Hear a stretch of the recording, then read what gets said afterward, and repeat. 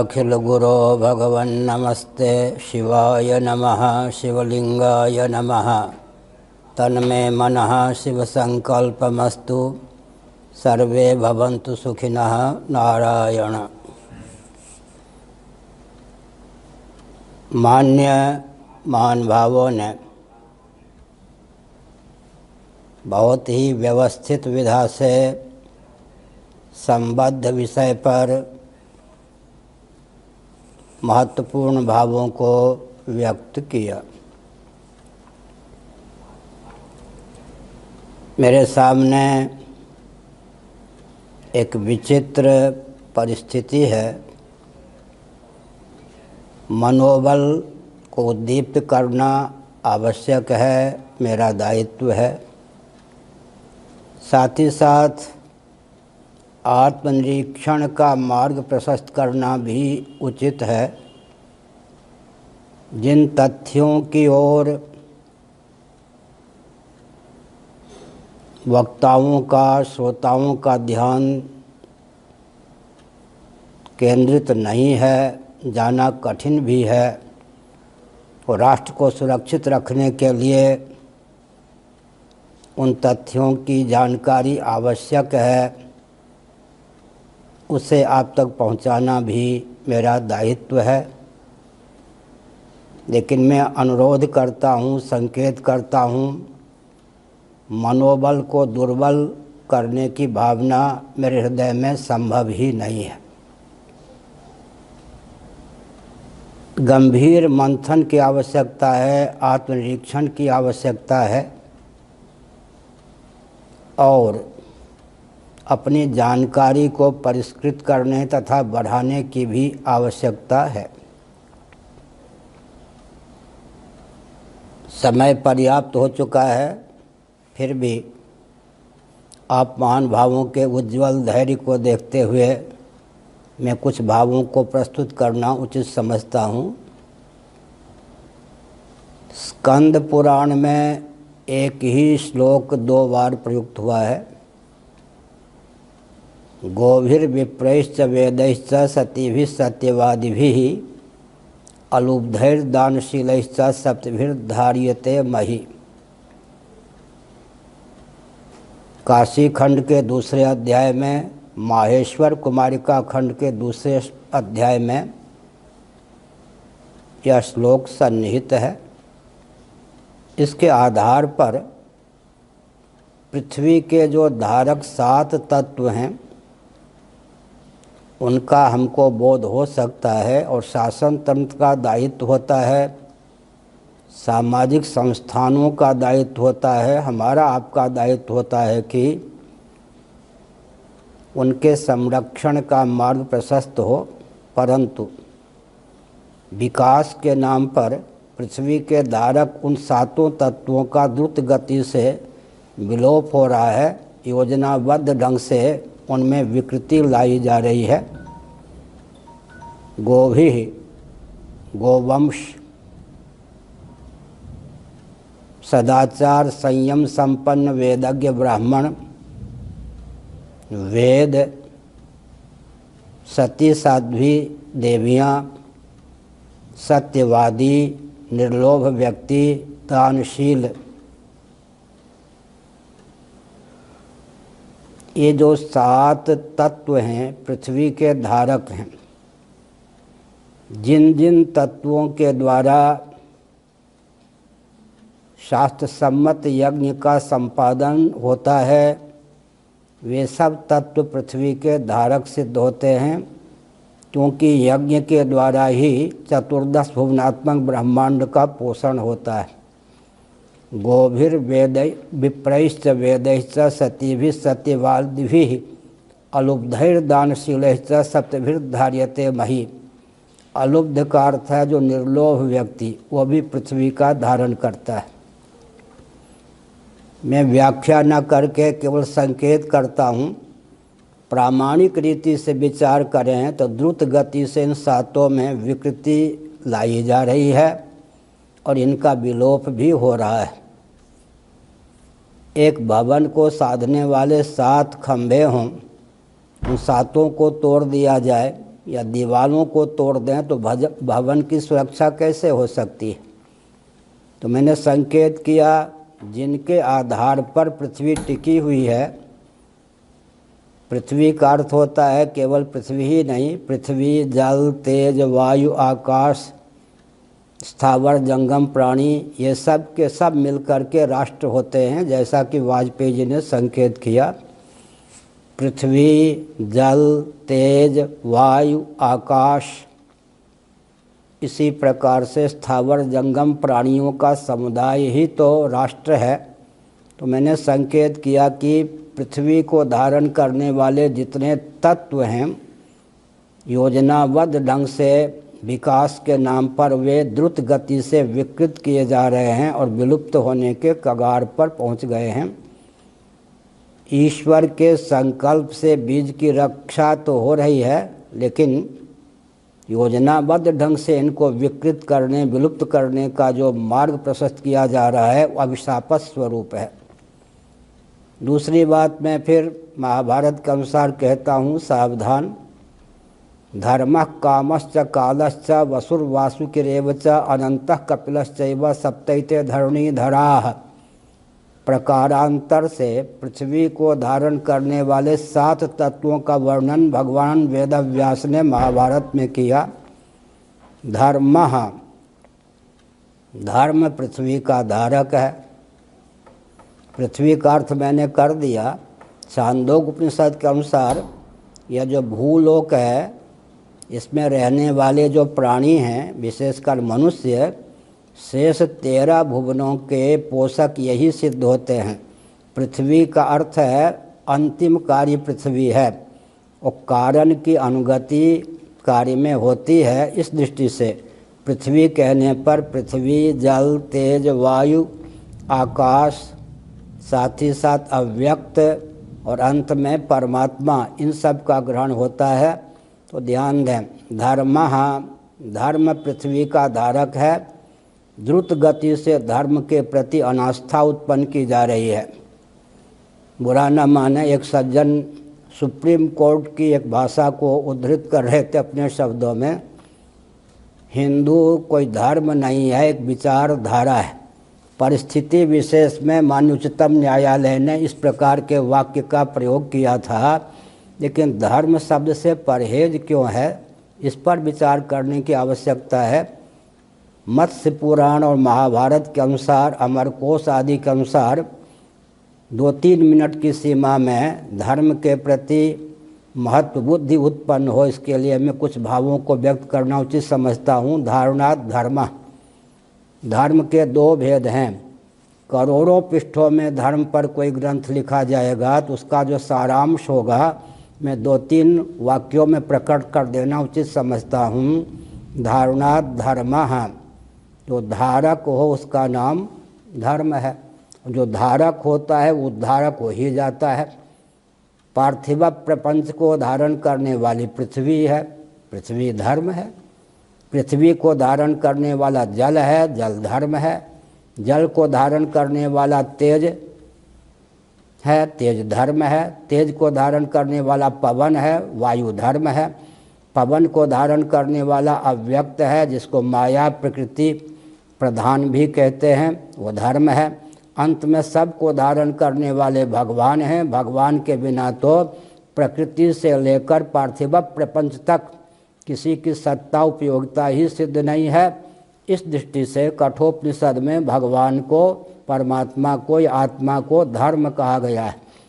इस ढंग से अगर विश्व स्तर पर धर्म की परिभाषा की जाए, सिद्ध कोटि का धर्म यही है, धारणा धर्म, जिससे हमारे जीवन की रक्षा हो, हमारी सत्ता और उपयोगिता सिद्ध हो, उसका नाम धर्म है। जैसे हमारे शरीर में 7 धातुएं हैं, उन 7 धातुओं के बिना हमारे शरीर की रक्षा हो ही नहीं सकती, न सत्ता न उपयोगिता। तो इस ढंग से धर्म को परिभाषित करने की आवश्यकता है। सिद्ध कोटि का धर्म किसको कहते हैं? जो धारक हो। तो मैंने बताया पार्थिव प्रपंच से लेकर परमात्मा तक को हमारे शास्त्रों में धर्म कहा गया। नास्तिक शिरोमणि भी अगर इस ढंग से धर्म को परिभाषित करें तो धर्म के प्रति आस्थान्वित हुए बिना नहीं रह सकता। दूसरा धर्म का प्रकार है साध्य कोटि का धर्म। यज्ञ, दान, तप, व्रत ये साध्य कोटि के धर्म हैं। साध्य कोटि के धर्म की उपेक्षा करके भी जीवन में त्याग का बल अभिव्यक्त नहीं हो सकता। सुनिए, द्रव्य का त्याग किए बिना न तो यज्ञ का संपादन हो सकता है, न दान का संपादन हो सकता है। यज्ञ करना है, दान देना है शास्त्रीय विधा से, तो मुट्ठी खोलनी होगी, द्रव्य का त्याग करना ही पड़ेगा। और भोग का त्याग किए बिना तप की सिद्धि नहीं हो सकती है। भोग का त्याग किए बिना व्रत की सिद्धि नहीं हो सकती है। सुख का त्याग किए बिना तो तप नहीं हो सकता है। इसका अर्थ क्या है? जिनको पकड़ने के कारण हमारे जीवन में उदारता नहीं है, विश्व बंधुत्व का भाव नहीं है, उनको छोड़ने की आवश्यकता है, उनके त्याग का बल हमारे जीवन में चाहिए। तो यज्ञ और दान के माध्यम से द्रव्य के त्याग की भावना का उद्भव होता है। भोग का त्याग करेंगे तो क्या होगा?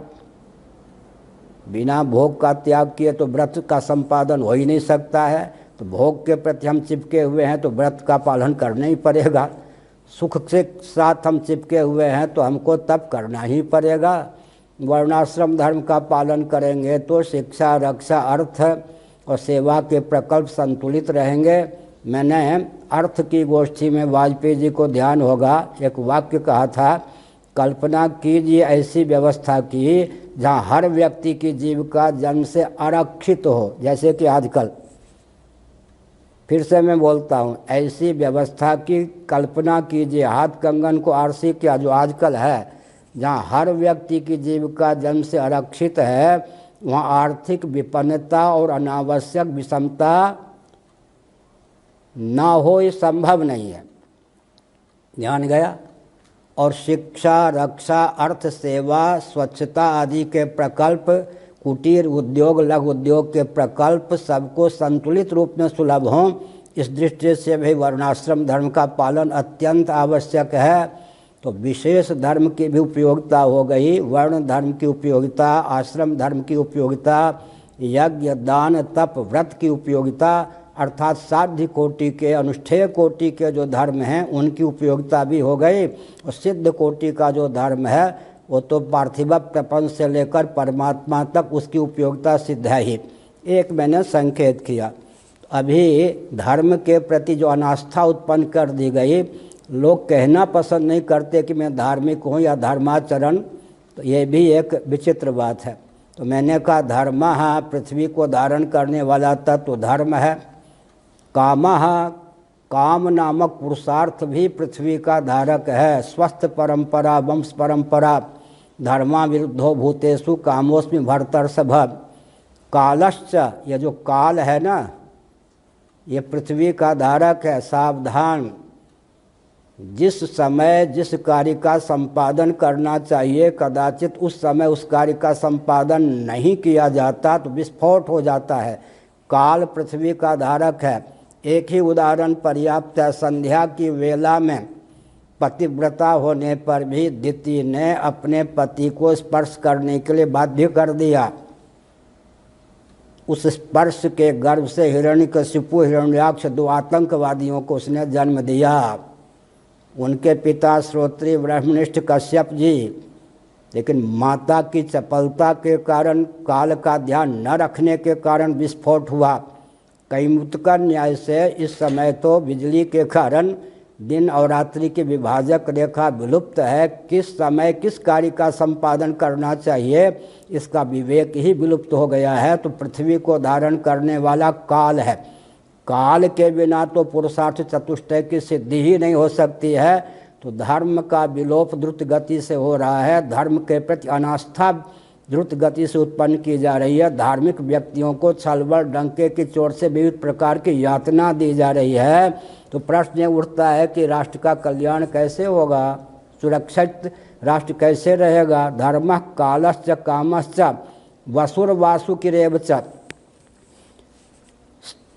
स्थावर जंगम इसी प्रकार से चल अचल कह सकते हैं। संपत्ति के देवता हैं वसु और वासुकी। वसु और वासुकी का नाम लेकर महाभारत ने सिद्ध किया कि अर्थ पुरुषार्थ जो है पृथ्वी का धारक है। बहुत ही दक्षता पूर्वक विस्तार पूर्वक मैं कह सकता हूँ कि अर्थ की दृष्टि से भी हम देखें तो पूरे विश्व में अर्थ का विलोप हो रहा है।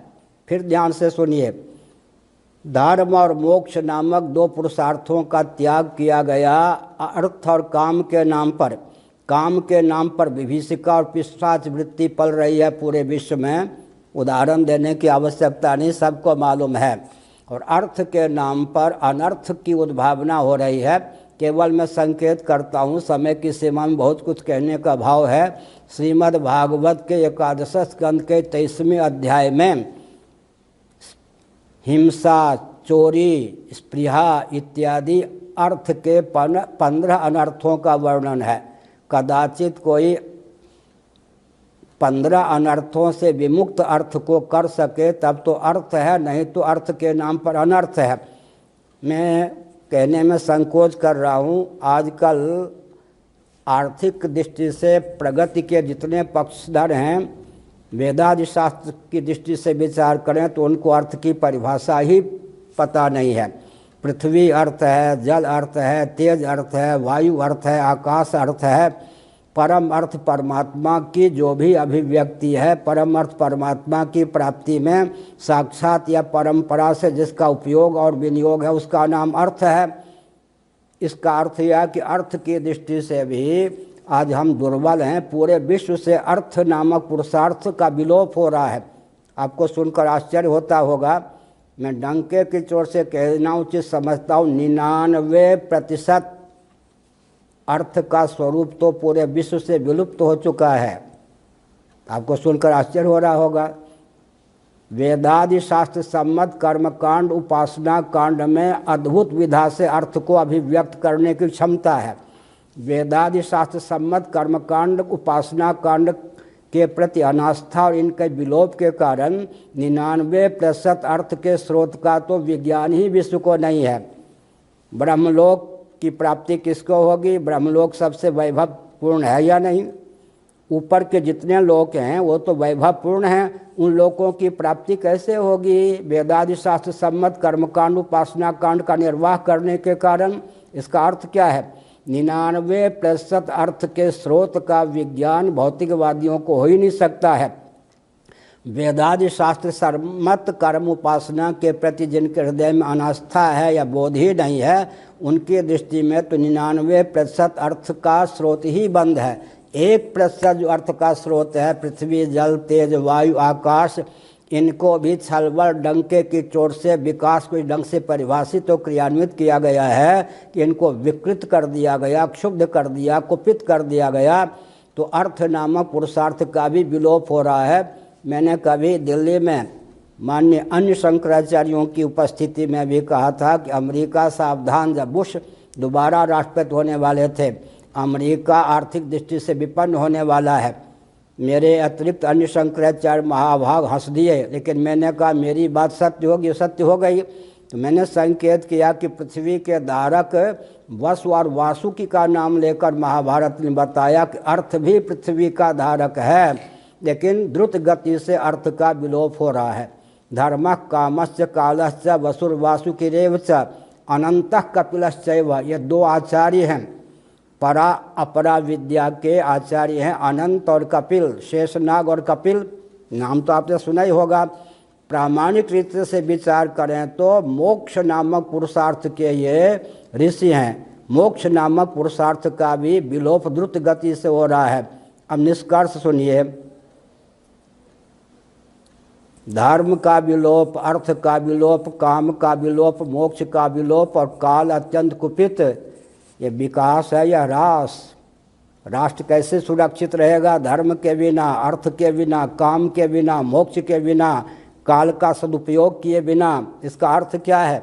विकास विकास विकास विकास रटते रहिए, लेकिन राष्ट्र को सुरक्षित रखने की कोई विधा ही तो नहीं है। खोखलापन हुआ या नहीं? मैंने संकेत किया, धर्म रहित, अर्थ रहित, काम रहित, मोक्ष रहित पुरुषार्थ चतुष्टय विहीन राष्ट्र की संरचना कर रहे हैं। राष्ट्र कैसे सुरक्षित रहेगा?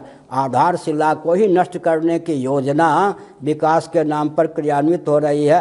एक मैंने संकेत किया, इसका मतलब राष्ट्र का न अस्तित्व बचेगा न आदर्श बचेगा तो सुरक्षा नाम की क्या चीज़ होगी। इसलिए राष्ट्र के अस्तित्व आदर्श की परख होनी चाहिए। अब कोई कह सकता है कि जिन तत्वों का नाम लिया गया द्रुत गति से इनमें जो विकृति आ रही है, इनका विलोप हो रहा है, उसका कारण क्या है? बता दूं दो टूक शब्दों में, महायंत्रों का प्रचुर आविष्कार और प्रयोग। मनु जी ने संकेत किया है, मनुस्मृति 1163, महायंत्रों का जब प्रचुर आविष्कार और प्रयोग होता है तो पृथ्वी के धारक जितने तत्व हैं उनमें विकृति आती है, द्रुत गति से उनका विलोप होता है। 15 वर्षों तक सेमिनार का आयोजन कीजिए, गोवंश इत्यादि 7 तत्वों का मैंने नाम लिया, इनमें द्रुत गति से विकृति क्यों, इनका द्रुत गति से विलोप क्यों? निष्कर्ष अंत में यही निकलेगा, महायंत्रों का जब प्रचुर आविष्कार और प्रयोग होता है तो कोई भी दिव्य वस्तु या व्यक्ति सुरक्षित रहे, विकृत हुए बिना रहे, उसका विलोप न हो, ये सर्वथा असंभव है। तो मैंने एक संकेत मात्र किया कि आप राष्ट्र को सुरक्षित कैसे करेंगे। पृथ्वी विकृत, जल विकृत, तेज विकृत, वायु विकृत, आकाश विकृत, धर्म से परहेज, गोवंश इत्यादि जो समृद्धि के द्योतक हैं, लोक परलोक को सार्थक करने वाले हैं, द्रुत गति से उनको हम विकृत कर रहे, विकास के नाम पर विलुप्त कर रहे, तो यह तो विचित्र बात है। एक और एक संकेत करता हूँ, स्वस्थ क्रांति के जितने स्रोत थे सब पर कूटनीति का आलम्बन लेकर पानी फेर दिया गया है। विश्व में अभी स्वस्थ क्रांति हो ही नहीं सकती, भारत में अभी स्वस्थ क्रांति नहीं हो सकती है। जोरावर सिंह फतेह सिंह का आपने नाम सुना ही होगा, हमारे गुरु गोविंद सिंह जी के लाडले प्यारे महानुभाव। महाराणा प्रताप, शिवाजी, लक्ष्मीबाई आदि का नाम सुना ही है। इसका अर्थ क्या हुआ जी? जिन हेतुओं से महाराणा प्रताप जी ने, शिवाजी ने, लक्ष्मीबाई ने, जोरावर सिंह फतेह सिंह ने प्राणों को हथेली पर लिया, उन हेतुओं से अब कोई क्रांति आ सकती है क्या? धर्म की रक्षा के नाम पर कोई क्रांति आ सकती है क्या? धर्म के प्रति तो छलबड़ डंके की चोट से अनास्था उत्पन्न कर दी गई। गोवंश की रक्षा के लिए कोई क्रांति आ सकती है क्या? हमने संकेत किया केवल एक आर्थिक क्रांति रह गई है, और अर्थ की जो दशा है, दुर्दशा, उसका भी मैंने वर्णन कर दिया। अर्थात पूरे विश्व से, विशेषकर भारत से भी विचार करें तो क्रांति के जितने स्रोत थे, सती साध्वी देवियों के शील की रक्षा के लिए, ध्यान दीजिए, आर्षव प्रणीत हमारे यहाँ 2 इतिहास हैं, ब्रह्मर्षि वाल्मीकि के द्वारा प्रणीत रामायण और वेदव्यास जी के द्वारा प्रणीत महाभारत। दोनों में वाजपेयी जी एक एक विश्व युद्ध का वर्णन है। आखिर क्यों? एक एक सती साध्वी हमारी देवी मातृशक्ति के प्रति कटाक्ष करने वालों को दंड देने के लिए हमारे पूर्वजों ने एक एक विश्व युद्ध को मोल लिया। अयोनिजा, वैकुंठ लक्ष्मी स्वरूपा भगवती सीता के शील पर अपने उद्धार की भावना से सही रावण ने कटाक्ष किया। हमारे ऋषियों ने, मुनियों ने रामभद्र से कहा, गाजर मूल की तरह कुल वंश को नष्ट कर दो। हमारी शील पर, हमारी देवी के शील पर कोई कटाक्ष करना चाहता, हम एक विश्व युद्ध को मोल लेते हैं। लेकिन आजकल विकास के नाम पर जब शील के अपहरण को संस्कृति का रूप दिया गया है तो वो भी क्रांति का मार्ग विलुप्त। अयोनिजा थी भगवती सीता, ये तो आपको मालूम है। ये जो लक्ष्मी जी के अवतार, स्वर्ग लक्ष्मी के अवतार कौन थी? द्रौपदी। यज्ञ कुंड से नहीं, यज्ञ वेदी से। उसका भाई धृष्टद्युम्न यज्ञ कुंड से उत्पन्न हुआ था और यज्ञ वेदी से उत्पन्न हुई थी। अयोनिजा विश्व सुंदरी, शीलवती, पतिव्रता द्रौपदी के शील पर कटाक्ष करने का प्रयास किया। देवरों ने, घर के गाजर मूली की तरह ऋषियों ने, मुनियों ने कहा, मार डालो दुर्योधन इत्यादि को। 2 विश्व युद्ध को हमने मोल लिया है एक एक देवी के शील पर कटाक्ष करने वालों को दंड देने की भावना से। अभी गीता आदि की चर्चा हो रही थी, भगवत कृपा से 700 श्लोक मुझे 66 से याद हैं, और जितने भाष्य हैं संस्कृत में सब भी तैयार हैं। मैं केवल संकेत करना चाहता हूँ, सावधान। अर्जुन को भगवान ने क्या कहा? कर्तव्य का निर्णय एकांगी नहीं होता। फिर से सुनिए, कर्तव्य का निर्णय एकांगी नहीं होता।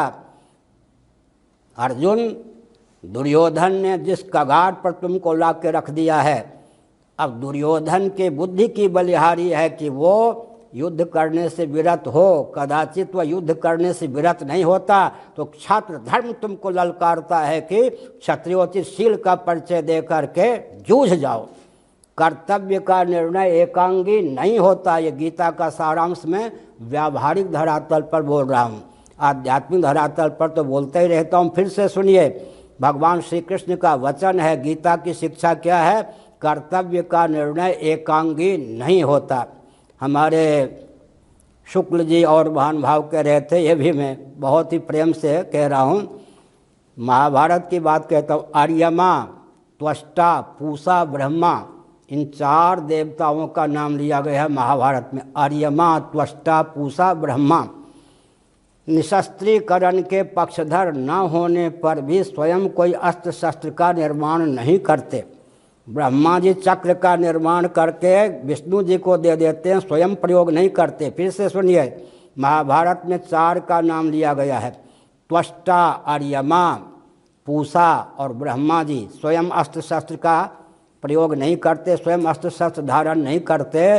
तो महाभारत में लिखा गया है, कहीं कहीं, जैसे भारत में पुष्कर आदि में, कहीं कहीं इन 4 की पूजा होती है। हमारे यहाँ तो जो देवी देवता अस्त्र शस्त्र को धारण करते हैं और उचित अवसर पर उसका प्रयोग करते हैं, उनकी ज़्यादा पूजा होती है, अधिक से अधिक पूजा होती है। एक और मैं संकेत करता हूँ, एक सज्जन बोल रहे थे, बढ़िया बोल रहे थे, चक्र की आवश्यकता है, शंख की नहीं। उसके पीछे भी एक दार्शनिकता है।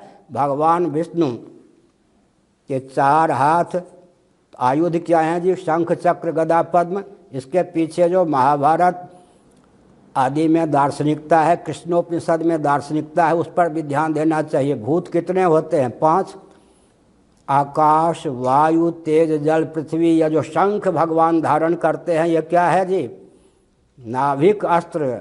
आकाश के द्वारा विनिर्मित अस्त्र कौन है? शंख। शब्द ब्रह्म का भी व्यंजक होता है शंख, और शंख का दोहरा उपयोग होता है। सघोषो धार्तराष्ट्राणाम हृदयानि व्यदारयत, गीता के अनुसार मैं बोल रहा हूँ। पांडवों को भगवान श्री कृष्ण ने जब शंख बजाया तो पांडवों को आह्लाद उत्पन्न कर दिया। एका क्रिया द्व्यर्थ करी प्रसिद्धा, लेकिन सघोषो धार्तराष्ट्राणाम हृदयानि व्यदारयत। धार्तराष्ट्रों के, धृतराष्ट्र के पुत्रों के, पोतों के क्या हो गए? हृदय को विदीर्ण कर दिया। तो शंख बजाना दैवी संपत्ति के जो व्यक्ति हैं उनको आह्लादित करने में एक कालावच्छेदन, एक ही चेष्टा के द्वारा 2 फल की प्राप्ति हुई।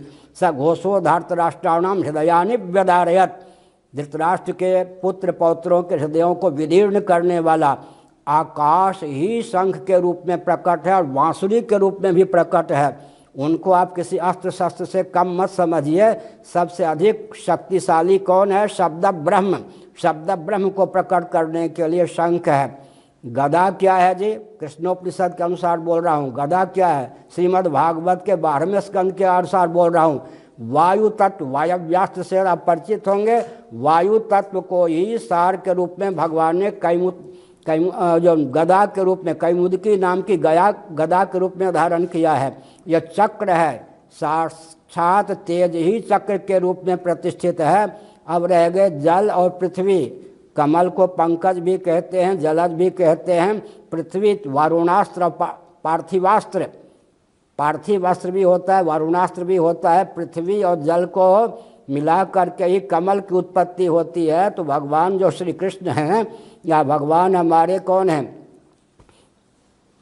भगवान श्रीमन नारायण हैं। ये जो 4 हाथों में 4 अस्त्र को धारण करते हैं, ये सामान्य नहीं है। वंशी के द्वारा भी काम कर देते हैं, मोहिनी लीला भी कर देते हैं, और मारक भी वंशी की ध्वनि है। शंख भी मारक भी है और तारक भी है। इसलिए हमने कहा इन सबको समझने की आवश्यकता है। तो हमारी संस्कृति ये सिखाती है कर्तव्य का निर्णय एकांगी नहीं होता, ये भी हमने एक संकेत कर दिया। अब थोड़े से दूसरे ढंग से मैं बोलना उचित समझता हूँ और सुरक्षा के 10 मिनट लगभग और बोलूँगा, समय पर्याप्त हो चुका है।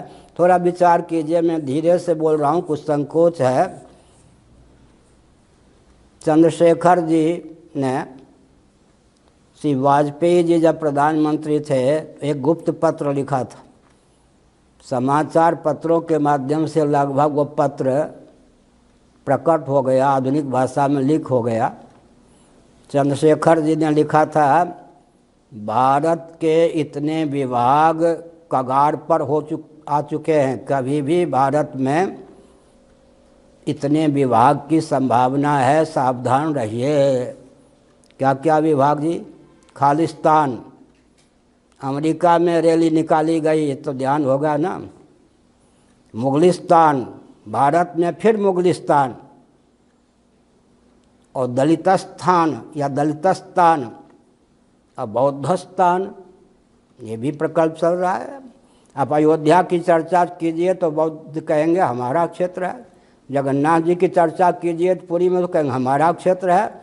इसका मतलब अंदर से, मैं मनोबल कम नहीं कर रहा हूँ, लेकिन आँख मीच करके अपने को मस्त रखना भी उचित नहीं है। जहाँ जहाँ से खतरा है, जो जो परिस्थिति उत्पन्न की गई है, सत्ता लोलुपता दूरदर्शिता के वशीभूत राजनेताओं के द्वारा, राजनीतिक दलों के द्वारा, उधर मैं ध्यान केंद्रित करना चाहता हूँ। एक और विभाग है वाजपेयी जी, दक्षिण के जो 5-7 प्रांत हैं, इनको मिलाकर के भी पृथक राष्ट्र बनाने का गुप्त अभियान वर्षों से चल रहा है, वो मुझे मालूम है। इसका अर्थ क्या हुआ?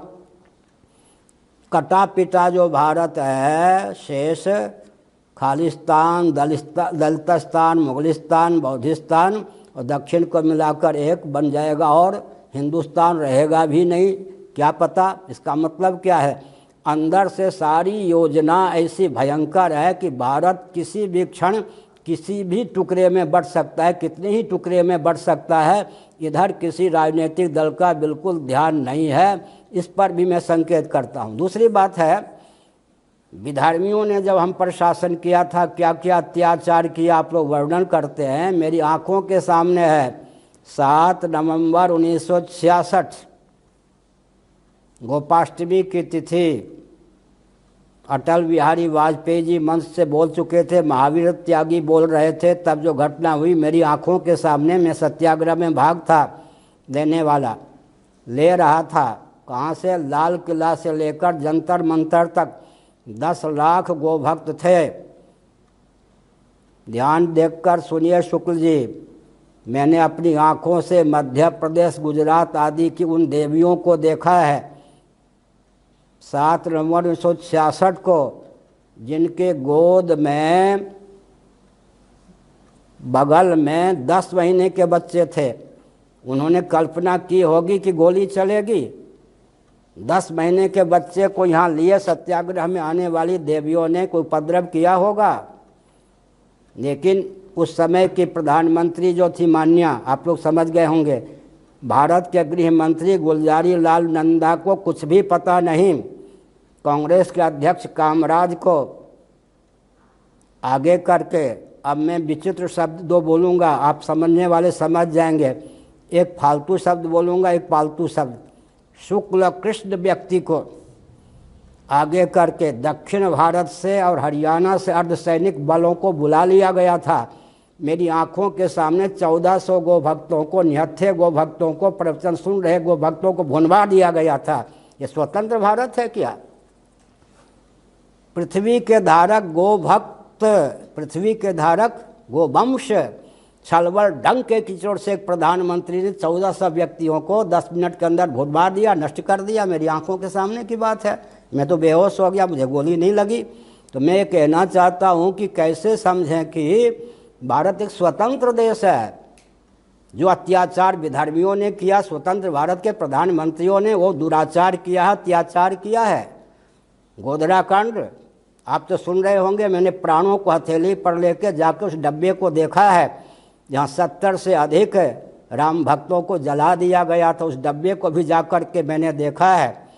अयोध्या कांड कोई जीवित होगा भूतपूर्व मुख्यमंत्री, पीतल की गोली से इतने राम भक्तों को यहाँ से लेकर यहाँ तक भूनवार दिया गया और जो सब बहा दिए गए हमारे शिष्यों ने, उनको फिर निकाला कहाँ से वो भी मुझे मालूम है। भारत में ऐसे ऐसे व्यक्ति मुख्यमंत्री हुए हैं जो निहत्थे राम भक्तों को गोली से भुनवा करके राज्य कर चुके हैं, गौरवपूर्वक कहते रहे हैं कि मैंने मुस्लिम तंत्र को संतुष्ट करने के लिए राम भक्तों को गोली से उड़वा कर कितने वर्षों तक राज्य किया है। ये देश क्या स्वतंत्र कहने योग्य है? मैं एक संकेत करता हूँ, कारगिल युद्ध के 7 महीने पहले मैं गया जम्मू, फिर गया राजौरी, एक एक गोष्ठी मैंने गुप्त ली। बिहार की राजधानी पटना में आकर के, उड़ीसा की राजधानी भुवनेश्वर में आकर के एक एक पत्रकार वार्ता के माध्यम से मैंने कहा, वाजपेयी जी, प्रधानमंत्री जी सावधान, पाकिस्तान आक्रमण करने वाला है। मेरी बात पर ध्यान नहीं दी गई। 7 महीने बाद कारगिल युद्ध हुआ। उस समय गुप्तचर क्या कर रहा था? अगर गुप्तचर था भी तो प्रधानमंत्री क्या कर रहे थे? केवल 2 गोष्ठी के माध्यम से मुझे मालूम पड़ गया कि कहाँ से आक्रमण होगा, कितना आक्रमण होगा। प्रधानमंत्री को मालूम ही नहीं पड़ा। इसका मतलब क्या है? हम कैसे कह सकते हैं कि भारत स्वतंत्र है? स्वतंत्र भारत में हमारी पुलिस का, मिलिट्री शक्ति का उपयोग वो भक्तों को, राम भक्तों को भुनवाने के लिए किया जाता है। इसी का नाम स्वतंत्रता है क्या? इस देश को हम स्वतंत्र भारत कह सकते हैं क्या? हमने एक संकेत किया। और एक बात सुन लीजिए, ये जो सेना की स्थिति है अभी, दलाई लामा जी का तो नाम मालूम होगा। माननीय दलाई लामा जी हमको बहुत मानते हैं, उनके प्रति हमारा स्नेह है, सम्मान है। भारत सरकार ने जो उनको सुविधा दी है उससे भी मुझे प्रसन्नता है। लेकिन जब दलाई लामा जी परिस्थिति विशेष में भारत में आए, अपने दल बल के सहित उनका सम्मान होना था, स्वागत होना था, इसका मैं समर्थक हूँ। लेकिन चीन ने उस समय लाभ उठाने के लिए जो अपने आतंकवादियों को भेज दिया, उन आतंकवादियों की 3-3, 4-4 पीढ़ी भारत में हो गई है। उनकी पहचान भारत सरकार को नहीं है क्या? मैं एक मंत्री का नाम नहीं लेता हूँ, लेकिन आप सुन लीजिए, वो मंत्री जीवित होंगे मेरे ख्याल में, स्वर्गीय नहीं हुए होंगे। एक मंत्री का नाम लेता हूँ। आतंकवाद की धारा में बहने वालों, तुम सामान्य धारा में बहो। उनसे कृत्रिम ढंग से एक मंत्री ने समर्पण करवा लिया। फिर आगे आपको नहीं मालूम होगा। समर्पण करवाने के बाद क्या किया? उनको सेना में नियुक्त कर दिया। अब पड़ोसी राष्ट्र से आतंकवादियों के द्वारा हमारे व्यक्तियों को भुनवाया गया, भारत में प्रवेश करने का उस मंत्री ने मार्ग प्रशस्त किया। इसका मतलब क्या है? राष्ट्रद्रोह के जितने प्रकल्प हो सकते हैं स्वतंत्र भारत में क्रियान्वित हैं। मंत्री का नाम नहीं लूँगा, वो जीवित होंगे। फिर से सुनिए, आतंकवादियों को कृत्रिम ढंग से सामान्य धारा में बहने का अनुरोध करके, आतंकवादी घोषित नहीं करके वो सामान्य धारा में आ गए। फिर उनको मिलिट्री में ऊंचा से ऊंचा पद दिया गया और चीन से साठगांठ करके भारत के वीरों को घुसवाया गया। जवाहरलाल नेहरू जी के सामने जो चीन ने दलाई लामा जी के साथ साथ अपने आतंकवादी व्यक्तियों को भेज दिया, उससे पूरा भारत भरा हुआ है। चप्पे चप्पे पर परिस्थिति ऐसी है, कहीं भी हम अपने अस्तित्व और आदर्श की रक्षा नहीं कर सकते। तो हमने संकेत किया, सज्जनों, अधिक मनोबल दूर करने की को शिथिल करने की आवश्यकता नहीं है, लेकिन हम एक संकेत करना चाहते, आप जैसे प्रबुद्ध व्यक्ति, कुछ भी हमारा सुरक्षित नहीं है, भाषा हमारी सुरक्षित नहीं है, संस्कृति हमारी सुरक्षित नहीं है, अस्तित्व हमारा सुरक्षित नहीं है, आदर्श हमारा सुरक्षित नहीं है। ऐसी स्थिति में भव्य भारत की रचना हम करें तो किस प्रकार करें? उसके लिए मैं एक संकेत करता हूं। और बस 10:30 हो गया, 2 मिनट में वचन को विराम देता हूं। कल भी मैंने संकेत किया, सबसे बड़ी विभीषिका क्या है शुक्ल जी? कोई भारत में ऐसा सामाजिक संगठन है, धार्मिक संगठन है, आध्यात्मिक संगठन है जो वेदादि शास्त्र सम्मत, मनुवादी शास्त्र सम्मत परंपरा से व्यासपीठ के पुरोधा मान्य शंकराचार्यों को सुरक्षित देखना चाहते हो? ध्यान नहीं गया होगा आपका। कोई ऐसा सामाजिक संगठन भारत में नहीं है, कोई धार्मिक संगठन नहीं है, कोई आध्यात्मिक संगठन नहीं है, कोई राजनीतिक दल नहीं है ऐसा जो परंपरा प्राप्त गुरु परंपरा का उच्छेद न करना चाहता हो। सबके मन में एक विषाक्त भावना है, अगर मनुवादी कोई सुरक्षित रहा तो हम राज्य नहीं कर सकते, इसलिए गुरु तो रहें लेकिन राजनीतिक दलों के एजेंट बनकर, प्रचारक बनकर, शंकराचार्य का पद भी उनको मिलना चाहिए, जो आतंकवाद का समर्थन करें, स्वयं ही आतंकवाद के रूप में काम करें और सेकुलर तंत्र के पक्षधर होकर के सनातन परंपरा के उच्छेद में वो पद का उपयोग करें। सबसे बड़ी बात यह है कि हम भारत में क्यों उपेक्षित हैं। मुझे किसी की इच्छा नहीं है, मुझे धन की मान की इच्छा नहीं है, प्राणों को हथेली पर लेकर व्यवहार करता हूँ, लेकिन क्या मैं भारत का नागरिक नहीं हूँ? मुझे भारत की चिंता नहीं है? सब ओर से प्रताड़ित में क्यों रहता हूँ? एक भी मनवादी अगर शंकराचार्य सुरक्षित रह गया हम राज्य नहीं कर सकेंगे। जैसे भूत प्रेत पिशाच को हनुमान जी का नाम ले ले तो डर लगता है, वैसे ही लोगों को मालूम है अगर व्यासपीठ की परंपरा में एक भी मनवादी सुरक्षित रहा तो मनु का दर्शन वेद का दर्शन है, उसमें दर्शन विज्ञान व्यवहार में सामंजस्य साधने की ऐसी क्षमता है कि पूरा विश्व उस पर लट्टू हुए बिना नहीं रहेगा। तो छलवल डंके की चोट से व्यासपीठ को विकृत नष्ट करने के विलुप्त करने का अभियान है। कोई भारत में ऐसी संस्था नहीं है, कोई ऐसा धार्मिक संस्थान नहीं है, कोई सामाजिक संस्थान नहीं है, कोई आध्यात्मिक संस्थान नहीं है जो मनुवाद की परंपरा को नष्ट करने का कुचक्र न चला। तो इसका मतलब क्या है? व्यास गद्दी को विलुप्त करो, परंपरा प्राप्त शासन तंत्र को विलुप्त करो, सेकुलर तंत्र के नाम पर हमारे अस्तित्व आदर्श की जो पहचान है गोवंश इत्यादि सामग्री उन सबको विकृत कर दो, विलुप्त कर दो। इस विभीषिका की स्थिति में मनोबल दुर्बल करने की भावना से नहीं। और एक बात ले लीजिए, चुटकुला लीजिए। अंग्रेज के शासन काल में सेना में जो उच्च अधिकारी होते थे, आप सब ऊंचे पद पर थे हैं, वो क्या करते थे? जो मरने मारने के लिए तैयार रहते थे, गोली चलाते थे, प्राणों को हथेली पर लेते थे, उनको गंदे नाले के कीड़े के समान समझते थे, उनको कोई महत्व नहीं देते थे। आज जो ऊंचे पद पर, आप लोगों को छोड़कर, आप तो बहुत व्यवस्थित हैं, ऊंचे पद पर सेना में हैं, वो क्या जो मरने मारने के लिए तैयार रहते हैं, गोली चलाते हैं, छाती पर गोती झेलते हैं, उनके प्रति जो स्नेह होना चाहिए, सम्मान होना चाहिए, उनकी सुविधा का कोई ध्यान है क्या? आज भी वो भेद की बुद्धि ज्यों के त्यों बनी हुई है। पठानकोट की घटना आपको याद होगी, हमारे सैनिक गाजर मूली की तरह काटे जा रहे थे, लेकिन एक सैनिक जिसकी आज्ञा पर हमारे सैनिक, सेना का अधिकारी जिसकी आज्ञा पर हमारे सैनिक युद्ध करते, वो आज्ञा नहीं दे रहा था। अंत में क्या हुआ? उस पठानकोट पंजाब की बात है, जिसके हाथ काट दिया एक सैनिक ने। तो हमारे राष्ट्र को नष्ट करोगे? हम मरने मारने के लिए तैयार हैं, हमको आज्ञा नहीं मिल रही है। इसका मतलब क्या है? चप्पे चप्पे पर हर जगह भारत को विखंडित करने पर तंत्र करने के षड्यंत्र हैं। हम लोग चैन की बंसी बजा रहे हैं। इसलिए वर्तमान शासन तंत्र, भूतपूर्व शासन तंत्र, कोई भी शासन तंत्र ऐसा नहीं है जिसको इस प्रकार की सूझबूझ प्राप्त हो, सत्ता लोलुपता दूरदर्शिता के चपेट से मुक्त हो। अब मैं दो वाक्य कहता हूँ। सोमनाथ मंदिर बहुत में मुझे प्रसन्नता है, मैं गया था सोमनाथ जी, कम से कम कलंक तो मिटा ना, लेकिन सोमनाथ जी अपने स्थान पर यथास्थान प्रतिष्ठित हो गए। सरदार वल्लभ भाई पटेल ने मार्ग प्रशस्त किया, मंदिर बन गया, लेकिन आगे अस्तित्व की तो रक्षा हो गई मंदिर की। वहाँ देखिए ट्रस्टी कितने हैं जी, भूतपूर्व मुख्यमंत्री, वर्तमान मुख्यमंत्री, राजनेताओं ने उस पवित्र संस्थान को अपने चंगुल में रख रखा है। उसके आय का स्रोत राजनेताओं की जेब में। इसका मतलब अस्तित्व की रक्षा तो हो गई, आदर्श विहीन अस्तित्व की रक्षा। अब राम मंदिर को लेकर देखिए, राम मंदिर को लेकर बहुत अच्छी बात है। 496 वर्ष का जो कलंक है उसको मिटने के लिए शिलान्यास हो गया, मंदिर बने। मैं बिल्कुल पक्षधर हूँ, लेकिन परिस्थिति क्या है? मंदिर के अस्तित्व की तो रक्षा हो जाएगी, आदर्श बिल्कुल सेकुलरवाद का होगा, मैंने आदर्श को लुप्त कर दिया जाएगा। इसका मतलब उसका संचालन बिल्कुल भौतिक विधा से होगा।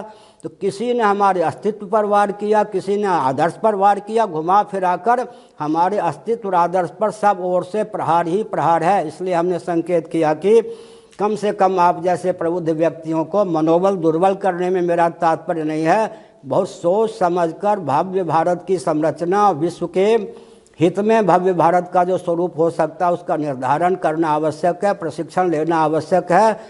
परस्पर सद्भाव पूर्वक संवाद के माध्यम से भव्य भारत की संरचना करके फिर आगे बढ़ने की आवश्यकता है। नारायण, हर हर महादेव।